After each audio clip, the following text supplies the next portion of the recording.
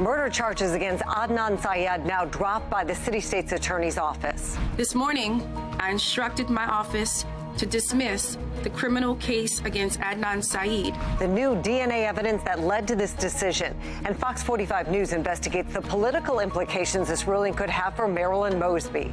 It is my responsibility to acknowledge and to apologize to the family of Heyman Lee and Adnan Syed. Then, vacant homes continue to plague residents citywide. Fox 45 News shines a spotlight on the complaints that continue to go unanswered. Live from WBFF in Baltimore, this is Fox 45 News at 5. This morning, I instructed my office to dismiss the criminal case against Adnan Syed following the completion of a second round of touch DNA testing of items that were never tested before. Our top story tonight, prosecutors, as you just heard, dropped the murder charges against Adnan Syed, who has spent the last 23 years behind bars. Good evening, I'm Guy Jackson. I'm Mary Bubala. Syed was convicted of killing his girlfriend, Heyman Lee, back in 2000. His case, the subject of the podcast Serial, attracted worldwide attention. We have live team coverage. In just a moment, Mackenzie Frost investigates the timing of this decision. But first, Fox 45's Maxine Stryker joins us live to explain why the charges were dropped. Maxine? Well, Kai and Mary, it all came down to DNA evidence that Mosby says ultimately was not Syed. So that case is now back open, but who did it still remains a mystery. The case is over. It's a major development in a decades-old murder case with a global following. This morning, I instructed my office to dismiss the criminal case against Adnan Syed following the completion of a second round of touch DNA testing of items that were never tested before. Baltimore City State's Attorney Marilyn Mosby announcing Adnan Syed was wrongfully convicted. Syed was imprisoned for killing his ex-girlfriend, Heyman Lee, 23 years ago. Mosby saying it came down to DNA evidence never tested before. Those items include skirt, pantyhose, shoes, and jacket of Miss Heyman Lee.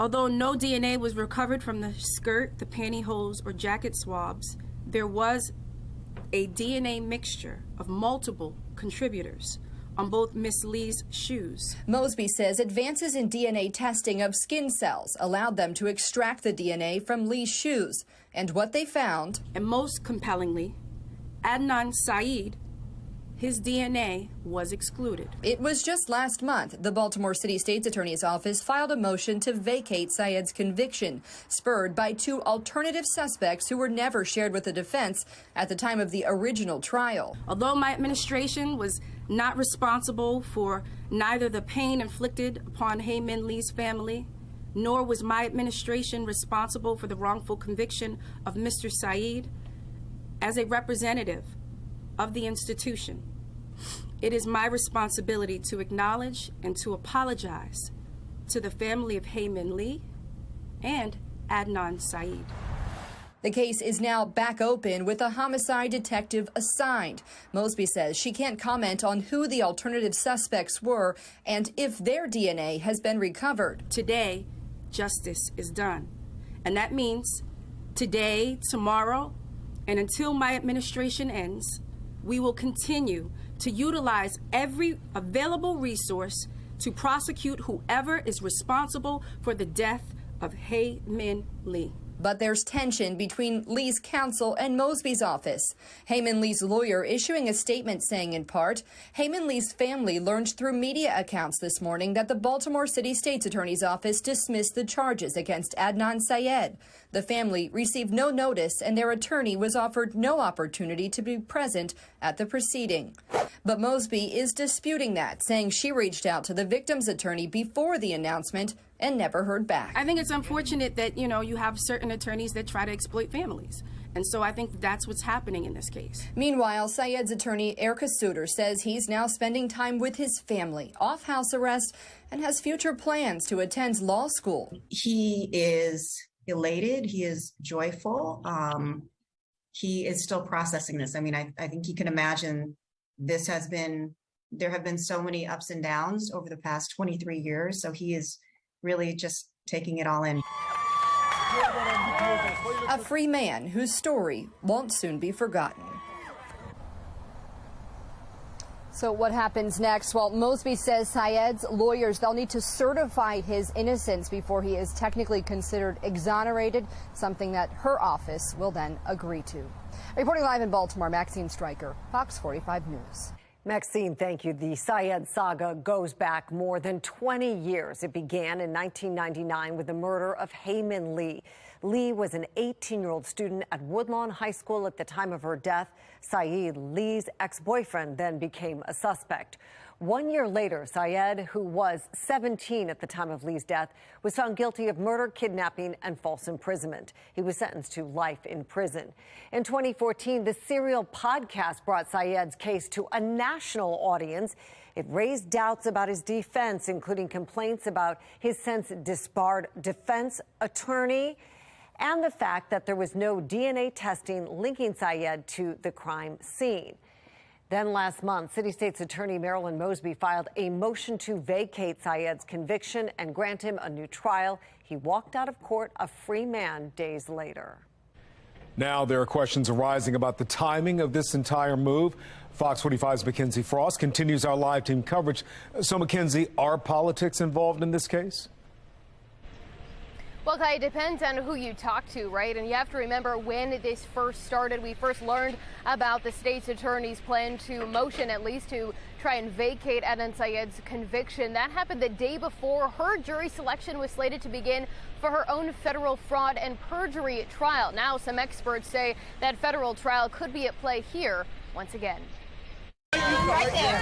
Adnan Syed walking out of a Baltimore City courthouse just days after Marilyn Mosby walked into a federal courtroom, hours before jury selection began in her own trial. Fox 45 News asking Mosby then if her decision to vacate Syed's murder conviction was related to her own fate. Ms. Mosby, was the Syed case a distraction from you for this personal matter? Mosby not answering. Now Syed officially free after Mosby made the decision to drop the charges. This is an attempt by Marilyn Mosby to gain favor with Marylanders. Jeremy Eldridge, a current defense attorney and former prosecutor in the state's attorney's office, not involved in this case, but says Mosby's move to drop the charges could be still rooted in thinking about what's best for her, even though her federal perjury and fraud trial was delayed until March 2023. It makes you ask one big question, which is this why it took so long? Were you waiting to play this card? Were you always intending on doing this for Adnan Syed, but waiting until the opportune time politically, the opportune time with regard to your own federal prosecution? As Mosby prepares to leave office after losing her primary for a third term and possibly federal prison time looming over her head, her own defense attorney says she needs to make some money. She's got a family. She's lost an election.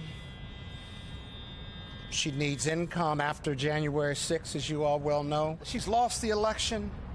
She certainly wants to move on with her life. And Eldred says Mosby could be looking to this case as a way to score some points and find a way to leave office in January with large support. Since Syed's case is so high profile, Mosby's move capturing national attention. Eldridge says playing this card now, freeing Syed, could all be an attempt to get a better outcome for herself. Now, we reached out to the presumptive next state's attorney, Ivan Bass, to see if he had any comment about this move from Marilyn Mosby, but so far, we haven't heard back. We're live in Baltimore. Mackenzie Frost, Fox 45 News. All right, Mackenzie, thank you. And that does bring us to our question of the day. Why were charges against Adnan Syed dropped now? Politics, correct decision, both or neither? So far, 84% of those who voted say politics. We'd like to hear from you. Go to foxbaltimore.com/vote to weigh in. We'll be back to check in on those results throughout our newscast. A milestone tonight for Maryland's DNA database as it hits 10,000 positive comparisons, commonly called hits. A hit occurs when DNA from a crime victim or scene is matched with DNA from a known offender or from another crime scene. The DNA database was established by law in 1994, still a relatively new entity when Adnan Syed was convicted of murdering Heyman Lee. And just into our newsroom tonight, the Attorney General's office identifies the teen who was killed in a police-involved crash this weekend. This was the scene last night, a candlelight vigil for 17-year-old Quelly Murphy Al-Mateen. The AG says the crash happened after police started following him in his car. The teen's car then collided with two others, sending one of them into a fourth vehicle. Right now, the AG's office has labeled Al-Mateen a suspect, has not labeled him a suspect, or said what police were investigating. Baltimore officers Cesar Gonzalez and Sierra Thurmond have been identified as the officers involved in the crash. The investigation is ongoing. For decades now, thousands of abandoned properties have been plaguing the streets of Baltimore. But today, city officials are talking about a new bill that could help combat the growing problem. Fox 45's Rebecca Pryor was at City Hall as they talked about some of the details. She joins us now live with more. Rebecca? Yeah, Mary, in a city filled with blocks of blight, this bill in particular would increase the amount of fines on our many vacant properties. Under the new fee structure, the fines would be based on 311 complaints. If a vacant has multiple complaints within a 12-month period, a fine will be imposed for each inspection. The fines start at $100 and gradually increase to $1,000. The goal is to incentivize vacant property owners to quickly address the climbing complaints on their aging properties. Councilwoman Odette Ramos is a big supporter of the bill. She says even if the fines aren't paid, this will still create a much-needed solution. And again, the goal for me isn't an expectation that they're going to be paid. The goal for me is how can we make sure that some of these properties that are not in-rem eligible can be in-rem eligible quicker so that we can start the process of moving properties. Now, this may seem like a clear-cut plan, but the Department of Housing and Community Development isn't entirely on board. They say implementing this would require IT upgrades to the current 311 system, as well as the need for more staff to monitor and track the new fee schedule. They claim the IT upgrades alone would cost $140,000 up front and another $50,000 annually. They're also not completely convinced more fees is really the answer. Additional 311 calls aren't going to get them to that point any faster. Where it falls short is really the resources in the market to be able to move more properties faster. From here, the bill will be scheduled for another committee hearing. That's expected to take place sometime in November. Reporting live from City Hall, Rebecca Pryor, Fox 45 News. Rebecca, thank you. Well, Baltimore police are searching for the suspect involved in a shooting on September 6th. Take a look at your screen. Officers say this person shot a 24-year-old man in the leg on East Baltimore Street near Highland Avenue. This is video of the incident just before the shooting. Anybody with information is asked to call Baltimore police, or you can stay anonymous by calling Metro Crime Stoppers. That number, 1-866-7-LOCK-UP. And that afternoon commute shaping up beautifully. Temperatures in the 70s falling into the 60s. Mainly clear skies. No travel problems this evening, but rain is on the way. I'm going to let you know when it could mess up your morning and afternoon commute with some thunderstorms in my Weather Authority forecast.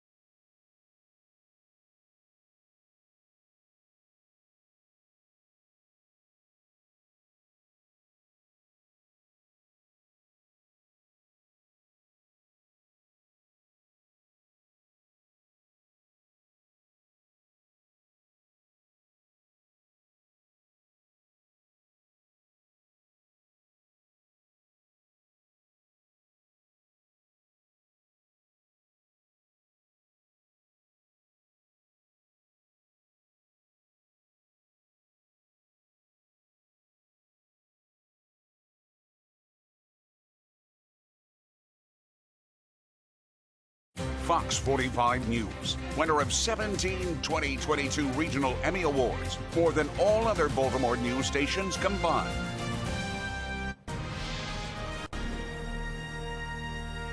Ballot drop boxes are now in place and ready for you to cast your vote.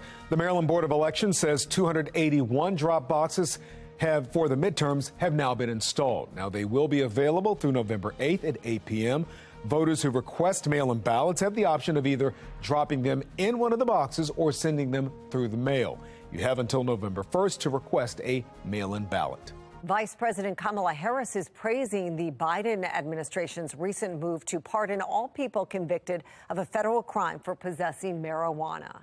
I strongly believe and the majority of Americans agree. Nobody should have to go to jail for smoking weed, right? Yeah. Well, this is a reversal for Harris, who fought ballot measures for legalizing recreational pot while she was a senator in California. In Maryland, voters will have the opportunity to decide if they want recreational cannabis to be legal. Recent polls suggest it could pass by a large margin. According to a recent Goucher College poll, support for the ballot measure was 59%. 34% of people would vote against it, and 7% are undecided. Be sure to check out the Fox 45 voter guide for dates and key races, plus all of our reporting on the upcoming general election. Head to our website, foxbaltimore.com/vote2022. Another gorgeous day out there today. I actually heard birds chirping when I drove into work, and I thought, oh, birds, no, you still have to fly south. Yeah, you don't know what's going on here. Yes. Yeah, 74 degrees today.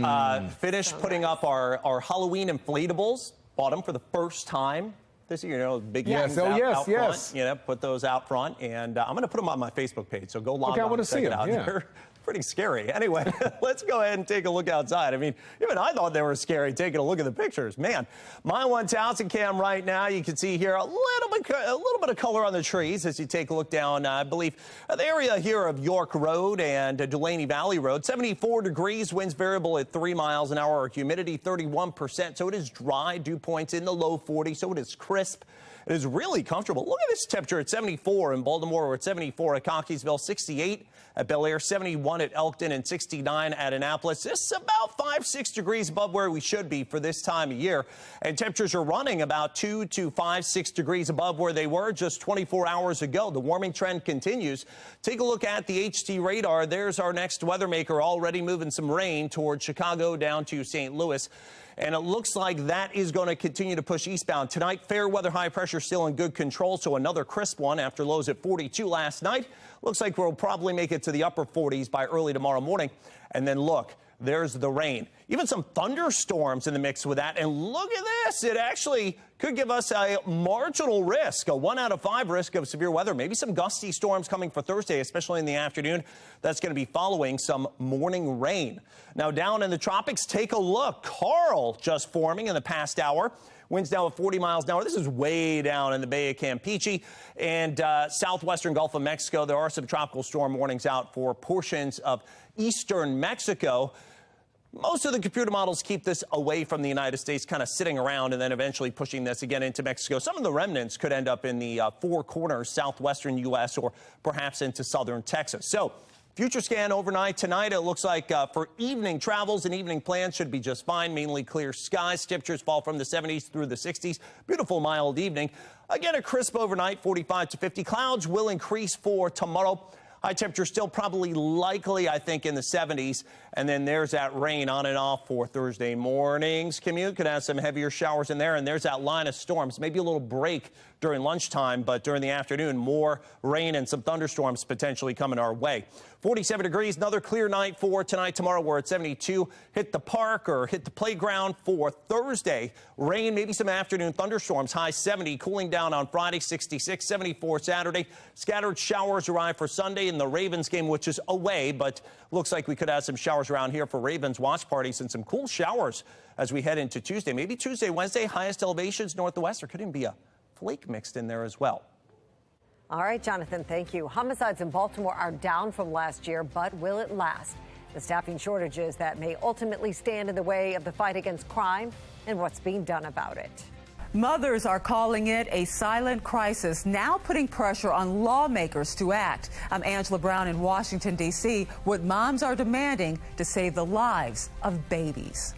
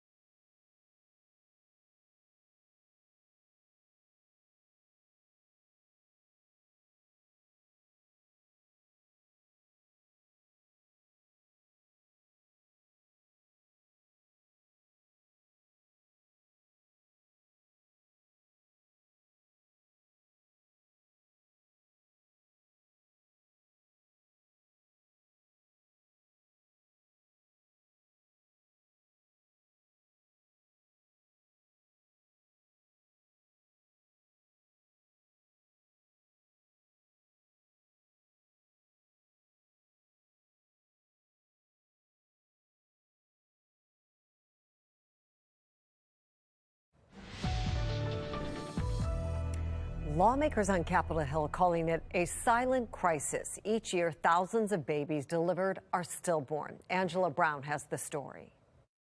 Right now, two bills are moving through Congress to help prevent stillbirths. The Shine for Autumn Act aims to improve data collection on stillbirths, and the Maternal and Child Health Stillbirth Prevention Act of 2022 could open up funding for prevention. A magical time captured in loving pictures, a beautiful baby shower, everything going just right. I had a perfect pregnancy the whole time, so this was obviously very, very shocking. Roughly 31 weeks into her pregnancy, Liz O'Donnell felt reduced fetal movement, rushed to the hospital, only to get devastating news about her daughter she already named Aaliyah. She no longer has a heartbeat. For 3 agonizing days, Liz struggled to deliver Aaliyah, stillborn. When she did, Liz and her husband embraced their baby girl for the first and last time. She looked like every other baby that's born. She was about 4 pounds and had a lot of black curly hair. Sadly, Liz's story is not unique. The CDC says stillbirth affects about 1 in 175 births, and each year, about 21,000 babies are stillborn in the U.S. Emily Price, the executive director for Healthy Birthday, supports 2 bills now moving through Congress, including the Maternal and Child Health Stillbirth Prevention Act of 2022. It would amend the Maternal and Child Health Services Block Grant of the Social Security Act to include grant funding for stillbirth prevention. We could save 6,000 babies every single year in the United States with prevention measures. Liz isn't waiting, creating Aaliyah in Action, care packages to help mothers during the early days of grief, now in over 20 hospitals. I want our packages to be the standard of bereavement care after Pregnancy and Infant Loss. October is Pregnancy and Infant Loss Awareness Month. To bring attention to stillbirths, there may be events happening in your community. In Washington, D.C., I'm Angela Brown. New laws in effect are meant to protect you and the children in your car, what you need to know before you get behind the wheel. And next, two Maryland sisters on a girls' trip with their mom fall victim to a violent and random attack on the Vegas Strip. What we're learning about what happened and how they're doing now.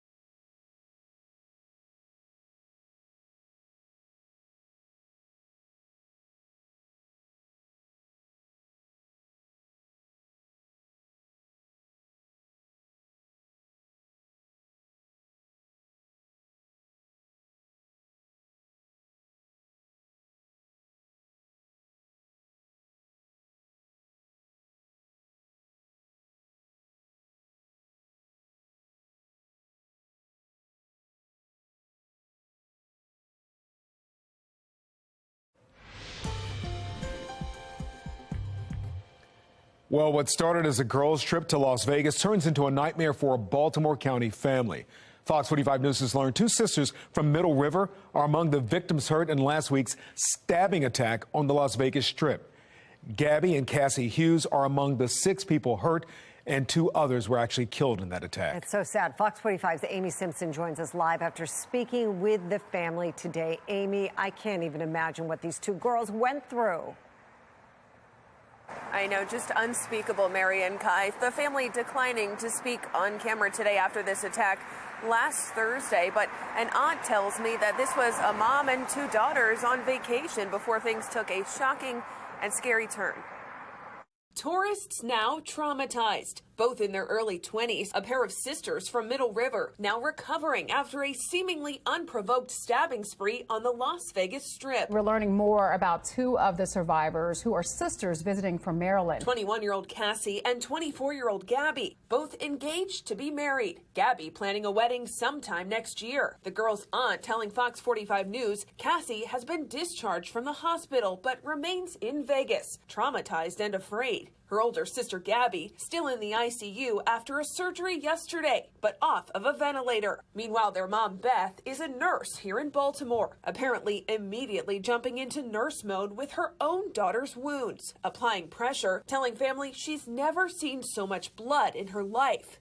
Another of the 6 injured victims describing what she saw last Thursday. I just started screaming he has a knife and I ran as fast as I could. Neighbors of the Hughes family also declining to speak today. Some of them shocked to hear what happened to these women in Vegas, saying they watched the sisters grow up on this quiet cul-de-sac in Middle River. The stabbing attack happened just one day after the FBI released a new report on nationwide crime stats. According to the FBI, crime trends held mostly consistent in 2021 after a rise during the pandemic in 2020. In 2021, the FBI's data showing a 4.3% increase in murders and an 8.9% decrease in robberies. But that data not showing the whole picture, as nearly 40% of law enforcement agencies did not share their crime stats, including large cities like New York, LA, and Miami. We want to extend our heartfelt condolences to the families. Meanwhile, the suspect in this stabbing attack on the Vegas Strip, 32-year-old Yoni Barrios, back in court today, facing murder and attempted murder charges. Also appointed a public defender, that lawyer saying he has concerns about the suspect's competency.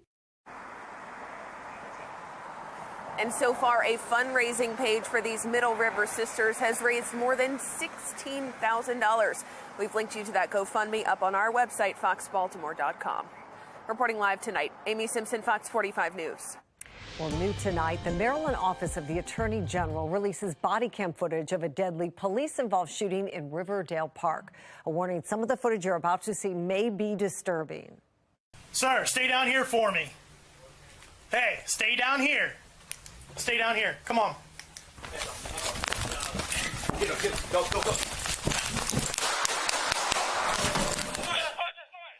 The AG's office says officers responded to a call of a suicidal man with access to firearms on September 19th. After they arrived, they spent several minutes speaking with 75-year-old Brian Kupel at the front door of his home. Kupel then walked to his bedroom, ignoring officers' instructions to stop. When officers followed him, he allegedly pointed a gun at them. One officer fired, hitting him. He was pronounced dead at a nearby hospital. Now, if you or someone you know is struggling with suicidal thoughts, the National Suicide Prevention Lifeline offers services to talk with counselors. You can reach them by dialing 988 or chat online at 988lifeline.org. Well, there are new laws you need to know about next time you hit the road. Patrice Sanders talks with the MVA about what exactly has changed.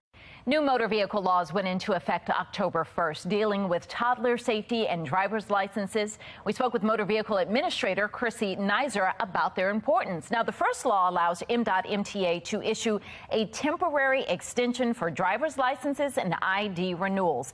The second law is designed to protect infants and toddlers in the event of a crash. Yeah, so really it's consistent with the recommendations, the National Academy of Pediatrics, National Highway Traffic Safety Administration. The way the law is written is they're required to be rear-facing up to age 2, as long as that is consistent with your car seat manufacturer recommendations. So, you know, if you have a car seat on the side, it says what size, what weight a child should be in order to meet that rear-facing standard. So if you happen to have a child that's in the, 0.01 percentile and they're very long and very large, then yes, you can move them forward facing. But really, rear facing provides the most protection, especially in a crash. You want to make sure that head and neck are protected, the spine and brain obviously growing at that point. We want our youngest children obviously to be as safe as possible. Now, she also emphasized the importance of the new move over law, which now applies not just to emergency vehicles, but you're asked to switch lanes to give room to any vehicles on the side of the road. Patrice Sanders, Fox 45 News. Well, one of the largest rail unions in the nation is rejecting a deal brokered by President Biden. The president temporarily avoided a nationwide rail strike that was threatening to significantly damage the U.S. economy last month, if you remember. Well, now a setback after 56% of rail workers voted against it. If there's no agreement soon, it's likely there will be a strike next month. The president's offer included the biggest wage increases in decades for rail workers, but did not address other issues like paid sick time. King Charles III will be crowned in May at Westminster Abbey. The coronation will come 8 months after the death of Queen Elizabeth, the longest ruling monarch in British history. Charles' ceremony is expected to be shorter and less extravagant than his mother's in 1953. On a sad note tonight, Angela Lansbury, the star of Murder, She Wrote and the beloved Mrs. Potts in The Beauty and the Beast, has died. Lansbury won 5 Tony Awards throughout her legendary career and a Lifetime Achievement Award from the Academy of Motion Picture and Arts and Sciences in 2013. Her family released a statement saying that she passed away in her sleep at her home in Los Angeles. Angela Lansbury was 96. The International Monetary Fund lowering expectations for its global outlook. I'm Atra Al-Nashar with what that means for inflation and unemployment here in the U.S.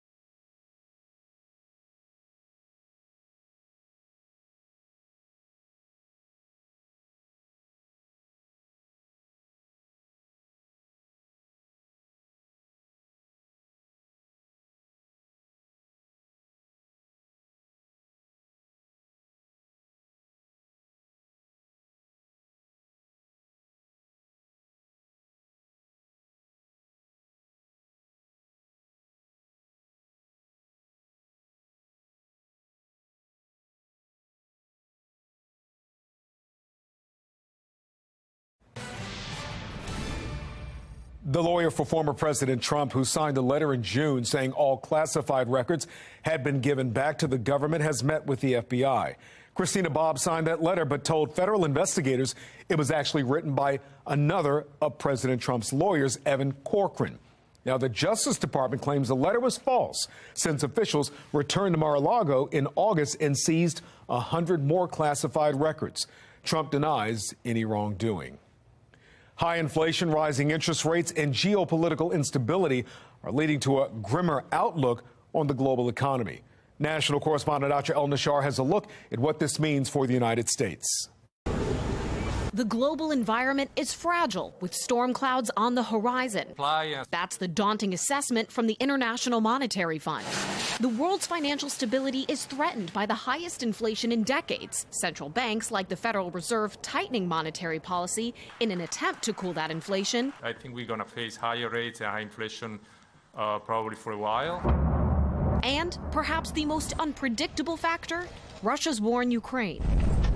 The IMF predicts inflation in the U.S. won't get close to reaching the Fed's target rate of 2% until the end of 2023. They also project unemployment will increase to 4.5%, slightly higher than the Fed's projection. Whether the U.S. economy can withstand the same shocks pushing other economies into recession is to be seen. This week, J.P. Morgan Chase CEO Jamie Dimon said the U.S. could hit a recession in the next 6 to 9 months. But if that happens, he says American consumers are better positioned to weather the storm than they were in 2008. Companies are in good shape. Credit's very good. Markets are still open, though rocky and stuff like that. It can go from very mild to quite hard, and a lot will rely on what happens to this war. So I think to guess is hard. Be prepared. For some, it's hard to prepare for a possible downturn while keeping up with expenses now as food and gas prices weigh on budgets. On Tuesday, Cleveland Fed President Loretta Mester said there has been no progress on inflation. A recent Lending Tree survey finds about a third of Americans have paid a bill late in the past 6 months. 61% say it's because they didn't have enough money to cover it. Assessments from the Fed and IMF this week giving no indication conditions will improve anytime soon. In Washington, I'm Atrel Nashar reporting. All right, here we go. Beautiful day. 74 high temperature for the day. Toyota East Unit Harbor Skycam winds variable at 3 miles an hour. Humidity nice and dry, 31%. Get outside, enjoy this. Maybe do some grilling on the deck. 74 here in Baltimore, 71. Nice treat at Cockeysville, 73 up Westminster Way, traveling across onto the Eastern Shore. Bay Bridge. Well, you may have to have your shades on, but 69 degrees at Chestertown, 72 open windows at Denton. Temperatures all running about 2 to 5 degrees warmer than even yesterday when it was getting milder. HT radar looking okay until you get out here towards Chicago, Milwaukee, and all the way back down towards Springfield, Illinois. This rain is moving east. That is our next weather maker for now. Nice. Fair weather high pressure is our weather maker in good control for tonight into tomorrow as clouds begin to increase. And then by Thursday, that's when this system begins to move at us. And notice the yellow. That's the potential of even some severe weather mixed in. So by Thursday, when it gets here, looks like on and off rain. And during the afternoon, if we can get warm enough and a little more humid, could even have a couple of strong storms in the mix as well. So that's something we'll be tracking. There's a level 1 of 5 or marginal risk of severe weather by then. Now, down in the tropics in the Bay of Campeche, there is Carl. That is a tropical storm. Look at this big, massive ball of cloud cover. Actually, it's kind of an offshoot of the remnants of Julia that came across Nicaragua and portions of Central America over the weekend. Now it has given life to a new system. The good news is it kind of gets cinched off here in the Bay of Campeche, the southwestern Gulf of Mexico, and eventually it looks like computer models say it does end up moving into Mexico, where we do have some tropical storm warnings, in fact, that are in effect there. Overnight tonight, it looks like during the evening, temperatures quickly falling into the 60s, nice and dry.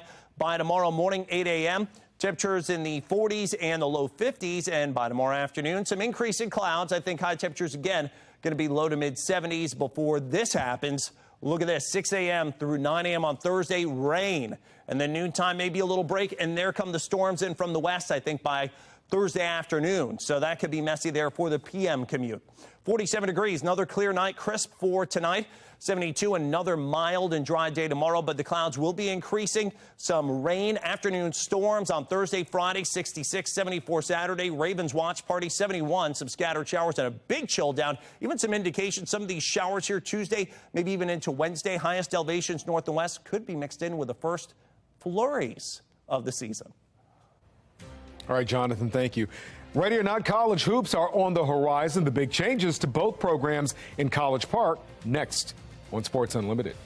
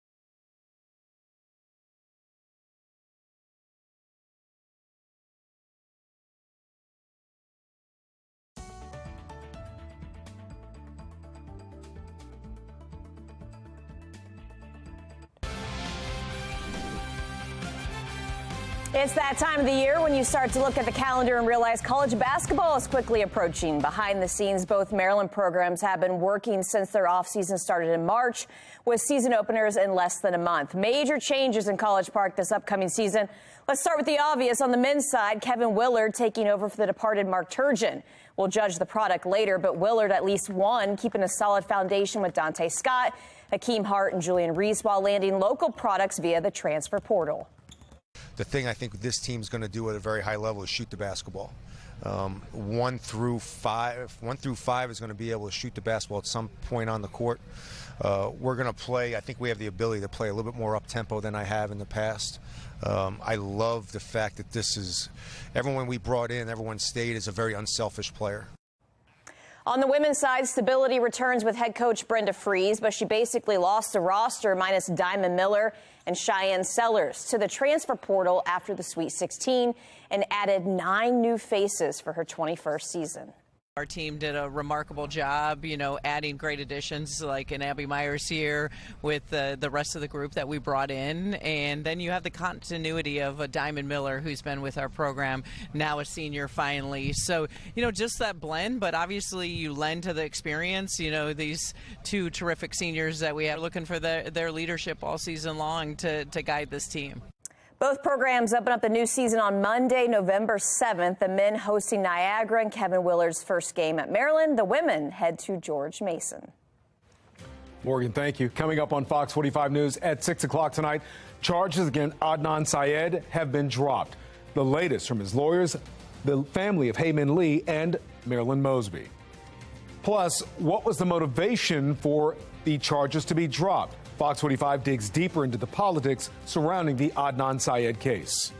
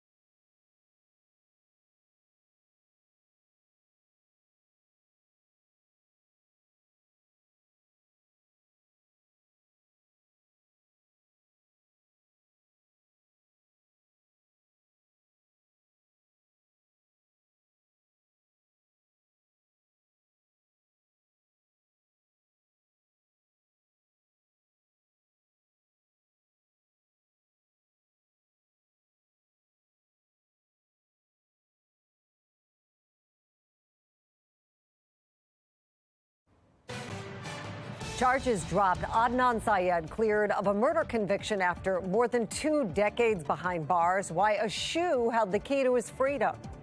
Well, these developments come as City State's Attorney Marilyn Mosby prepares to stand trial of her own. One legal expert questions the motives and timing behind Syed's release. And Prince George's County moves to extend its youth curfew. The crime stats leaders say back up this decision. Live from WBFF in Baltimore, this is Fox 45 News at 6.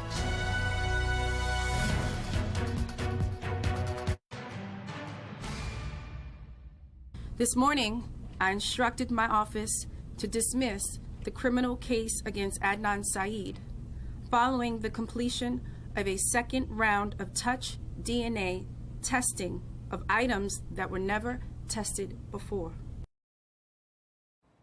Good evening, everybody. I'm Mary Bubala. Our top story tonight, charges dismissed against Adnan Syed, recently released after spending the past 23 years in prison. His murder case gained national attention as part of the Serial podcast. We have team coverage as Mackenzie Frost looks into the timing of the decision. Maxine Stryker leads us off, though, with why the charges were ultimately dropped. It all came down to DNA evidence that ultimately was not Adnan Syed's. According to Mosby's office, the case is now back open, but who did it? Still a mystery. The case is over. It's a major development in a decades-old murder case with a global following. This morning, I instructed my office to dismiss the criminal case against Adnan Syed following the completion of a second round of touch DNA testing of items that were never tested before. Baltimore City State's Attorney Marilyn Mosby announcing Adnan Syed was wrongfully convicted. Syed was imprisoned for killing his ex-girlfriend Heyman Lee 23 years ago. Mosby saying it came down to DNA evidence never tested before. Those items include skirt, pantyhose, shoes, and jacket of Miss Heyman Lee. Although no DNA was recovered from the skirt, the pantyhose, or jacket swabs, there was a DNA mixture of multiple contributors on both Miss Lee's shoes. Mosby says advances in DNA testing of skin cells allowed them to extract the DNA from Lee's shoes. And what they found, and most compellingly, Adnan Syed, his DNA was excluded. It was just last month the Baltimore City State's Attorney's Office filed a motion to vacate Syed's conviction, spurred by two alternative suspects who were never shared with the defense at the time of the original trial. Although my administration was not responsible for neither the pain inflicted upon Heyman Lee's family, nor was my administration responsible for the wrongful conviction of Mr. Syed, as a representative of the institution, it is my responsibility to acknowledge and to apologize to the family of Heyman Lee and Adnan Syed. The case is now back open with a homicide detective assigned. Mosby says she can't comment on who the alternative suspects were and if their DNA has been recovered. Today, justice is done. And that means today, tomorrow, and until my administration ends, we will continue to utilize every available resource to prosecute whoever is responsible for the death of Heyman Lee. But there's tension between Lee's counsel and Mosby's office. Heyman Lee's lawyer issuing a statement saying, in part, Heyman Lee's family learned through media accounts this morning that the Baltimore City State's Attorney's Office dismissed the charges against Adnan Syed. The family received no notice and their attorney was offered no opportunity to be present at the proceeding. But Mosby is disputing that, saying she reached out to the victim's attorney before the announcement and never heard back. I think it's unfortunate that, you have certain attorneys that try to exploit families. And so I think that's what's happening in this case. Meanwhile, Syed's attorney, Erica Suter, says he's now spending time with his family, off house arrest, and has future plans to attend law school. He is elated. He is joyful. He is still processing this. I mean, I think he can imagine there have been so many ups and downs over the past 23 years. So he is really just taking it all in. A free man whose story won't soon be forgotten. So what happens next? Well, now Mosby's office says that he will need to certify his innocence in order for him to be exonerated, and then her office will agree to it. In Baltimore, Maxine Stryker, Fox 45 News. Well, the Adnan Syed saga began in 1999 with the murder of Heyman Lee, an 18-year-old student at Woodlawn High School in Baltimore County. Syed, her ex-boyfriend, became a suspect. A year later, Syed was found guilty and sentenced to life in prison. In 2014, the Serial podcast became a cultural phenomenon in America, and the show raised questions about his defense attorney, who has since been disbarred, and the lack of DNA testing linked Syed to the crime. Well, Syed walked out of court last month after City State's Attorney Marilyn Mosby filed a motion to vacate his conviction and grant him a new trial. Though some questioned the timing of the announcement, Fox 45's Mackenzie Frost looks into the possible politics behind the decision. The public first learned that Marilyn Mosby was looking to vacate Adnan Syed's murder conviction the day before the jury selection was slated to begin for her own federal perjury and fraud charges. Now experts say her own future could be at play again as we learn what's next for Syed. Right there. Adnan Syed walking out of a Baltimore City courthouse just days after Marilyn Mosby walked into a federal courtroom, hours before jury selection began in her own trial. Fox 45 News asking Mosby then if her decision to vacate Syed's murder conviction was related to her own fate. Miss Mosby, was the Syed case a distraction from you for this personal matter? Mosby not answering. Now Syed officially free after Mosby made the decision to drop the charges. This is an attempt by Marilyn Mosby to gain favor with Marylanders. Jeremy Eldridge, a current defense attorney and former prosecutor in the state's attorney's office, not involved in this case, but says Mosby's move to drop the charges could be still rooted in thinking about what's best for her, even though her federal perjury and fraud trial was delayed until March 2023. It makes you ask one big question, which is this why it took so long? Were you waiting to play this card? Were you always intending on doing this for Adnan Syed, but waiting until the opportune time politically, the opportune time with regard to your own federal prosecution? As Mosby prepares to leave office after losing her primary for a third term and possibly federal prison time looming over her head, her own defense attorney says she needs to make some money. She's got a family. She's lost an election. She needs income after January 6th, as you all well know. She's lost the election.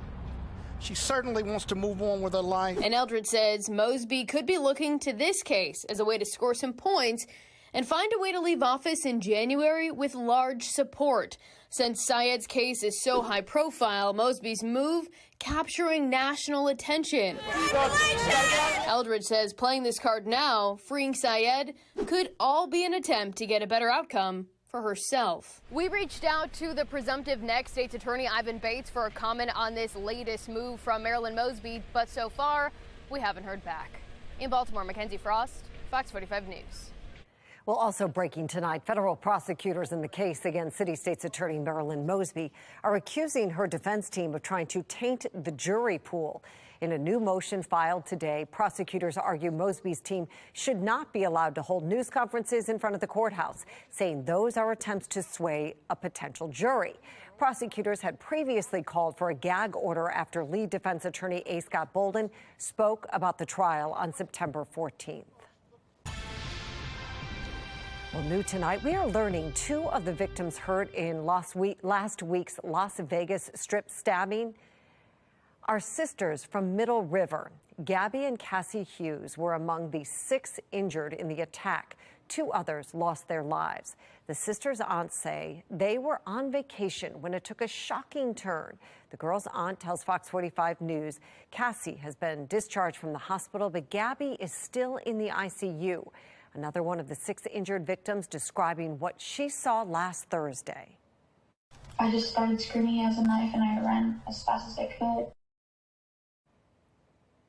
The suspect in the attack is back in court today. He faces murder and attempted murder charges. The suspect has a previous criminal record in California. Fox 45's Amy Simpson spoke to the family today. Her full story available right now at foxbaltimore.com. Well, Prince George's County's curfew for young people will be extended until the end of the year. The original month-long curfew was set to expire tomorrow, but county leaders say the curfew has been effective in reducing crime. During that period, the county saw a 47% dip in homicides and 20% dip in overall crime. While only 4 children have been stopped, authorities believe enforcement has adults taking more of an active role as they would face fines if their children are repeatedly caught. And I hope that the focus of this curfew will again be to give new tools to our parents and our community leaders and all of our officers as we seek to protect our children. As it stands, children 16 and under are required to be inside by 10 p.m. on weeknights and midnight on weekends. County leaders say they will reevaluate around the holidays. Well, confusion over the naming of a conservative rally on Marilyn. Why Unite the Right is undergoing some changes. And if you're going to be taking a little stroll this evening, temperatures falling through the 60s into the 50s. Gorgeous night, but we've got some rain and maybe even some stronger storms on the way. I'm going to let you know when they get here and how long they last. My Weather Authority forecast. And Maryland Task Force 1 is home. The crew talks about sacrifices made and their life-saving experiences. Fox 45 News, winner of 17 2022 Regional Emmy Awards, more than all other Baltimore news stations combined.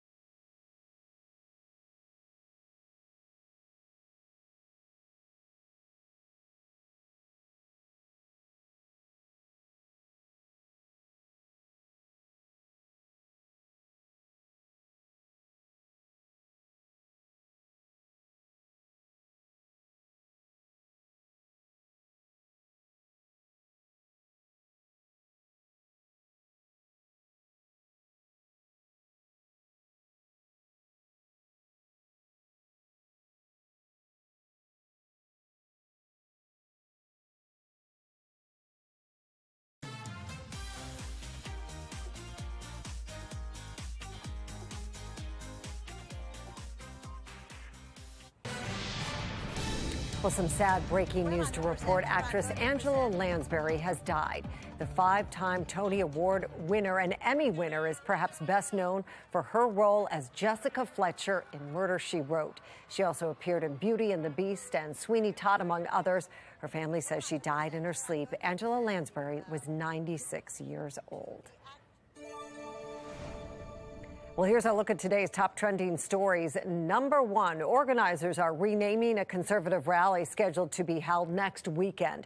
The rally was originally called Unite the Right, the very same name as a white supremacist rally that took place in Charlottesville, Virginia, back in 2017. Clashes between ralliers and counter-protesters turned deadly when a man drove his car through the crowd. Organizers of this year's rally, Kim Klasick, says the events are not linked in any way, and to avoid confusion, the name has been changed to Maryland United. Number two, ever wonder how we would defend ourselves if an asteroid came toward Earth? Well, NASA is releasing results of its attempt to knock one off course. Johns Hopkins scientists did it with NASA by slamming a spacecraft into the asteroid. They tried to check how hitting the rock would change its orbit of another asteroid, and the test went better than expected. It was expected to be a huge success if it only slowed the orbit by about 10 minutes. But it actually slowed it by 32 minutes.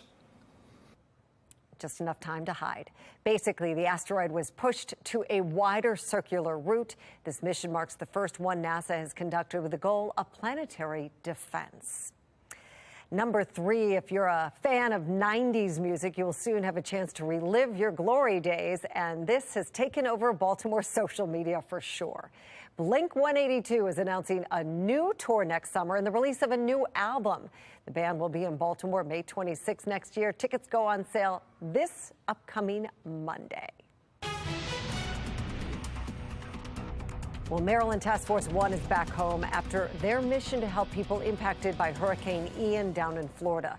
The 45-member crew arrived back in Montgomery County this afternoon. The group included first responders from both Howard County and Montgomery County and D.C. They spent 11 days down in the Sunshine State, a major sacrifice for the crew and their families. Thank these group of men and women that performed, flawlessly. Little sleep, tough conditions in terms of bunking and sleeping. And on top of that, also want to thank their families for supporting and maintaining the home front while their significant others were deployed for the last several weeks. While in Florida, the team helped perform water rescues, searched collapsed buildings, and determined if other buildings were uninhabitable. The team also went to Puerto Rico to assist in Hurricane Fiona recovery efforts. All right, taking a look at the Fox Triple Cast Mile 1 Task Cam. Bottom of your screen there, we've got a nice sunset underway, some color on the trees, and the Toyota Shit Harbor Sky Cam. At the top right, you see, again, the glinting sun off the beautiful waters of the Inner Harbor. And then the next weather maker could make a bit of a mess of Thursday. That's on the screen, too, on the HD radar. So we're tracking that hour by hour, day by day. Right now, Mile 1 Task Cam, just gorgeous. Sunshine, clear skies, winds out of the southeast at 7 miles an hour. That's a warmer direction. Did make it to the mid-70s today. Humidity 45%. Dew points are in the 40s. So it is dry. It is kind of crisp, but temperature is pretty warm. 72 at Westminster. We're at 72 at Frederick, 70 degrees up Elkton Way. Temperature 60s near 70 Eastern Shore, about 69 in Baltimore. Mid to upper 60s down in Columbia. Temperatures all running about 3 to 5 degrees warmer than they were just 24 hours ago. As I alluded to just a moment ago, here is that next weather maker. It's a cold front, Milwaukee all the way down to Peoria, Illinois, Chicago, and Springfield. Lots of wetness here, and that is moving its way eastbound. So eventually us here in Baltimore, we're going to get it, but it probably takes again until Thursday. And it could be kind of an all-day affair here as we head into the second to last day of the work week. For now, nice fair weather high pressure. It's been our fair weather friend the past several days. Of course, over the weekend, it was cool, but now it's making the move eastbound. So winds on what we call a return flow coming in, winds out of the south. So that does warm the temperatures back to the 70s for tomorrow as well. Then rain and even some embedded thunderstorms with that next weather maker swooping down south and east by tomorrow. Not here yet. I think we'll see some increase in clouds, but there they are as we hit the day on Thursday. So rain in the morning, maybe some thunderstorms in the afternoon. Now down in the tropics, not a threat to us, but newly formed tropical storm Carl. This is in the Bay of Campeche, southwestern Gulf of Mexico, is going to be kind of the target for this one. Looks like it remains at least about a 40, 50 mile an hour tropical storm. Eventually, as we head towards the end of the week, could make landfall over portions of eastern Mexico, where we do have some tropical storm warnings in effect. A couple of the computer models try to arc their way northbound, potentially into northern Mexico and maybe even southern Texas. But for the most part, again, this will have no impact on our weather. Now, down across Maryland once again, we're going to take you into the 40s overnight tonight, maybe right around 50 here in Baltimore. We'll be at 61 at 10:30, 60 degrees at Columbia. Looks like we almost turned the future scan off until tomorrow morning. That's when some clouds begin to increase, mid-40s to near 50 degrees at 8 a.m. By about lunchtime, clouds thicken, 60s to near 70, probably about 70 to 75 again for tomorrow afternoon, and then dry but some clouds to wrap up the day. And then look at what happens into Thursday morning. This is that next weather maker, some on and off rain, maybe even some heavy stuff through the morning commute. That's not looking so good, but we need some rain. It's been a few days. And then through about noontime, could dry out at least briefly. Notice some showers and maybe a rumble again moving in from the west during the afternoon. After about 1 o'clock in the afternoon, probably about 3, 4 o'clock, there could be some stronger storms even in the mix of things here, with a marginal 1 out of 5 risk of severe weather for us on Thursday. 47, another clear night for tonight. Tomorrow, 72 degrees. One more mild and dry day to get that lawn mower, the Halloween decorations up. Coming up in just moments, I've got your exclusive 10-day forecast taking you all the way through the weekend and into next week. Weather Window, presented by the National Weather Desk. It's snowing in Anchorage, Alaska. It is close to mid-October after all. A viewer sent in this video of some snow showers, which ended up putting down an accumulation officially of about an inch. Some more snow is expected today. Meanwhile, in the lower 48, check out these perfect deep red fall colors outside our station in Asheville, North Carolina. For more content like this, follow the National Weather Desk on Instagram. Another round of resistance for President Biden's student loan forgiveness plan. I'm Christine Frizzell with a look at the details of a new lawsuit.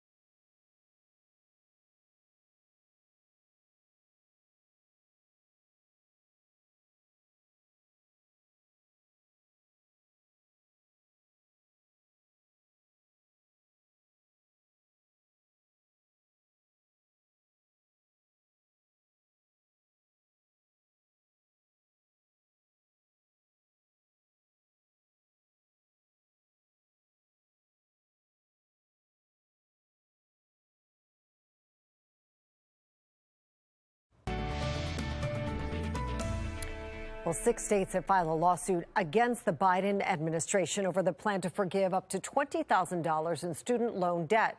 National correspondent Christine Frizzell takes us through some of the details. For more than 40 million students across America, President Biden says his plan is about helping them crawl out from under their mountain of debt. To get on top of their rent and their utilities, to finally think about buying a home or starting a family or starting a business. It includes canceling up to $20,000 in student loan debt for Pell Grant recipients and up to $10,000 for other borrowers, as long as annual income falls below $125,000 for individuals and $250,000 for families. It's going to be nurses and truck drivers, nail technicians, and millions of people who were not able to finish their degrees. But in the weeks that followed the announcement, 6 Republican-led states filed a lawsuit against it, arguing canceling the debt will negatively impact state revenue and that the White House is overstepping its authority since Congress has the power of the purse. You're helping a relatively privileged part of the population at the expense of others that don't go, others that have paid off their debts. The newest lawsuit comes from the Job Creators Network, which focuses on the way the proposal came about without any input from the public. This is a program that is going to impact every single American in this country. And therefore, all Americans should have the opportunity to provide their input. Elaine Parker says her group agrees with the Democrats that Americans drowning in student loan debt need a break, but warns the Biden administration's program gives colleges and universities a free pass to keep raising tuition at an exorbitant rate. This is an inflationary program that is going to continue with a skyrocketing inflation that is hurting our small business community, that's hurting all Americans. But the White House is insisting many of those hurting will be helped by this plan, especially since the pandemic-related pause on student loan repayment will expire at the end of this year. In Washington, I'm Christine Frizzau. Exclusive 10-day forecast for tomorrow. Another nice day. Some afternoon clouds, though, with a high 72, 70. Rain, maybe some afternoon thunderstorms in the mix on Thursday, Friday. Cooler day, but dry, 66. Up to 74 on Saturday. Sunshine followed by late day clouds. Scattered showers for, well, got the Ravens symbol there on Monday. Should be on Sunday, but nonetheless, that game will not be here. That will be away with 71 degrees. Scattered showers for some of those Ravens parties. And then for Monday, Tuesday, we'll have temperatures in the low 60s. And Tuesday until Wednesday, potentially some lake effect rain and snow showers. They can kind of make the trip. There could be the first flakes of the season, especially highest elevations north and west. Stays chilly ending next week. Jonathan, thank you. Well, finally tonight, congratulations are in order for a Baltimore City teacher who was just named Maryland's Teacher of the Year. You can see the moment Beryl Dudney found out. So much excitement and a few tears there. Dudney is a pre-K teacher at Commodore John Rogers Elementary Middle School in Baltimore City. This year marks a decade for her at that school. She moves into contention for National Teacher of the Year, which will be announced in April of next year. Good luck. That's all for Fox 45 News. We'll see you again tonight at 10.